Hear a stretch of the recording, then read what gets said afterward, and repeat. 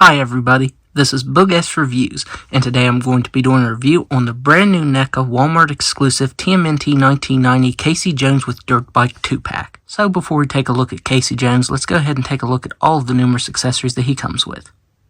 So first up, he comes with this separate mask. You can see that this time it has some battle damage paint over top of it. It's just printed on, it's not sculpted on. This is the same exact mask that came with the previous Casey Jones figure.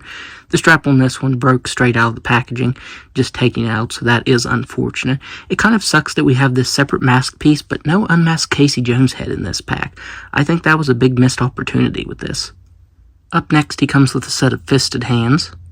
Up next, he comes with a right pointing hand. Up next, he comes with wider gripping accessory holding hands. Up next, he comes with his hockey stick. This looks really good. It's just a repaint of the previous versions. You get some really nice texturing to the grip tape on over top of it. That looks pretty good. You don't get any storage for this, though. I really wish he would have came with his bag to put over his shoulder here. That really sucks that he doesn't have storage for any of the weapons that he comes with. Up next, he comes with this alternate left hand to cradle the hockey stick right here. Up next, he comes with a set of these gloved hands. These are reused from the Phantom of the Opera Casey Jones figure, and they still have some really good sculpt detail to them, but I think it just looks funny on this realistic movie version. I think it worked for the Phantom of the Opera because it was that mashup horror figure, but I think on this figure it just looks really funny. One thing I was surprised about, though, is it can actually, both of these hands can actually hold the hockey stick really well, so that did surprise me. Up next, he comes with tighter gripping accessory holding hands and his bats, and we've seen these hands and these bats used multiple times for the previous Casey Jones figures, but it still looks pretty good. And finally, he comes with this dirt bike, and this is reused from the John Connor figure. I think it was a Comic-Con exclusive from Terminator 2, and I don't think there are any differences on this from that version. I'm not 100% sure, so if anyone knows, you can let me know down in the comments. But it does look very nice. I love how there's a black wash over top of the red, some silver painted on right here, making it look like the paint's chipped away. A nice black wash over top of all of the silver parts. You can move the kickstand down, but it actually stands really well on its own because it has this clear stand underneath it. You can move it side to side, and the real rubber tires actually spin. It just looks very nice. I have John Connor, but I don't have the bike, so I'm actually going to use this for John Connor. It is kind of odd that Casey came with this, because he looks ridiculous on it. I'll go ahead and show that off right now. So here Casey Jones is on the dirt bike, and I think he just looks ridiculous on it. If the articulation was just a little bit better, I think you might actually be able to get him in a better pose for sitting on this, but he just looks too big to go on it. The articulation on the legs, especially in the hips right here, and the diaphragm joint are very hindered. So, as I said, you can't get him realistically sitting on that. I think he just looks very funny on this. As I said, I'm definitely going to be using this with my John Connor. But yeah, I don't think this works for this figure at all. So here is the John Connor figure on this bike, and he looks really cool on this. He honestly looks the way he should look on it. He can sit on it, you can actually get him crouching forward and looking up enough that it looks like he's actually looking forward to drive. And that looks really cool. So yeah, this is definitely what I'm going to use this bike for. If anything, I am happy that NECA chose to re-release this bike. That way my John Connor can finally have one. So now let's go ahead and take a look at Casey himself. So taking a look at Casey's head sculpt, I actually thought this was a brand new head sculpt, or at least a brand new mask piece, but it's not. It's just a recolor and repaint of the first Casey Jones mask. I thought he had this battle damage actually sculpted over the mask, but it is just printed on. You get some silver scuffs and stuff, and it's all just printed on. This is completely smooth, and there's no new sculpt detail to it. Showing this Casey Jones next to the very first one, the one that came with the Raphael figure in the trench coat, you can see that they did change the shade of the mask.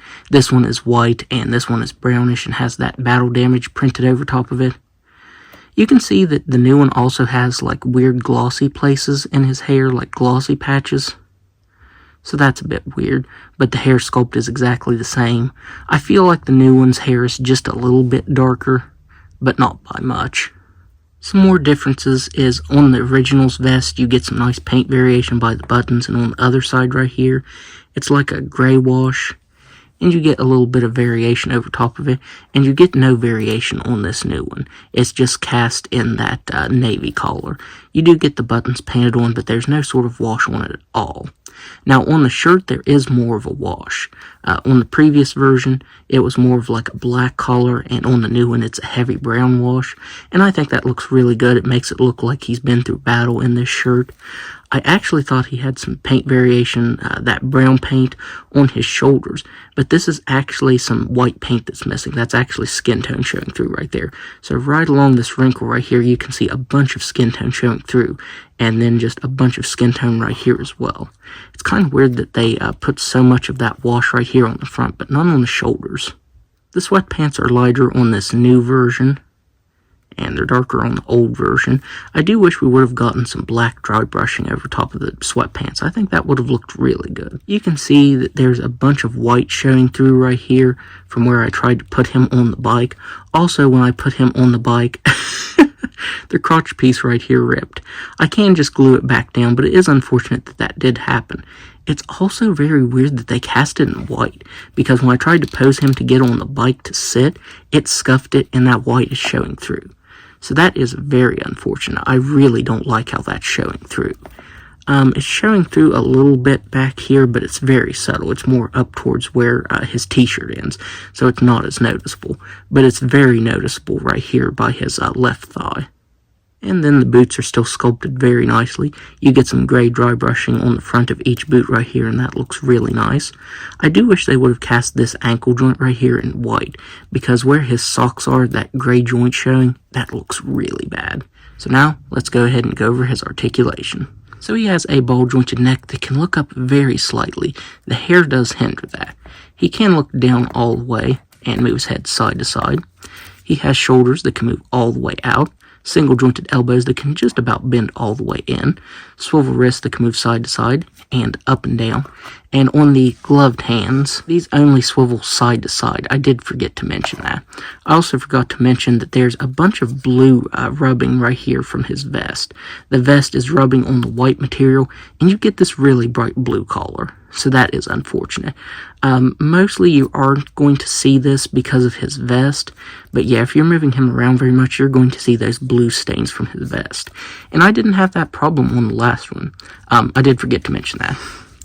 So he does have a ball jointed diaphragm, but it doesn't move whatsoever. I can feel it right here, but man, it doesn't move up and down or side to side. It doesn't feel like there's any movement here at the waist either. The articulation is definitely worse on this version than the previous ones. He has these semi-ratcheted hips. You can only move them out that far. Of course, you're starting to split this overlay piece right here, so that does suck. Or starting to make it come unglued. You can see that the back is already starting to rip right there. He can kick forward all the way, but then you're going to scuff this piece up, and you can see that coming up right there, and that looks terrible. He can't really kick back that far. He has swivel thighs that are very crunchy. You can hear that in there. It's a very tight joint. He has single jointed knees that can bend back that far, swivel ankles that can barely move down, barely move up, and they really don't rock that much either. Like I said, the articulation is definitely worse on this version than on the previous ones.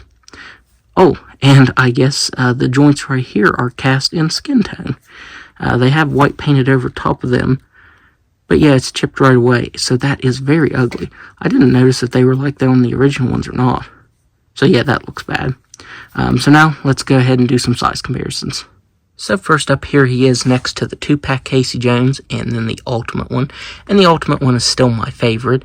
It doesn't make sense that if they reused this figure, that they couldn't at least reuse the unmasked head and the bag from this version. This version really needed that, in my opinion. It's also weird that all three of these are different collars. They all have subtle differences to them. So if you were wondering what all of these look like next to each other, here they are. Here he is next to the Universal Monsters Phantom of the Opera mashup version of himself, and then the 2-pack Farmhouse version of himself. Here he is next to the Ultimate April O'Neil. And finally, here he is next to the previous Turtle 2-pack I reviewed, the re-release Shredder and semi-different Leonardo.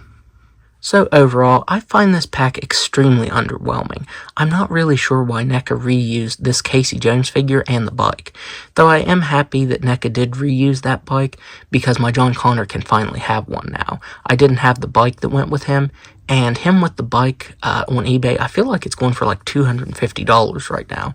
So yeah, it was definitely cheaper just to get this and then give the bike to John Connor. That's mainly why I got this pack, because this Casey Jones figure is easily the worst NECA Casey Jones figure that they've made. This one has a bunch of issues to it, from the paint to the articulation being worse. I don't know why it's like that, but yeah, this is definitely the worst version of Casey Jones that we've got. The damage mask looks cool, but I don't think that justifies re-releasing another figure of him. So overall, I really don't think this pack is worth it. I think if you're like me and need John Connor's bike, then it's worth it because it's definitely less than eBay. But if you have no interest in that or Casey, then I think you can easily skip this set because it is really not that great. I definitely hope the next Walmart exclusives that NECA announce aren't reuses. I really want some new figures because these last two packs are not it. So that's my review. If you like this review, be sure to hit the like button and subscribe to my channel. Thanks for watching.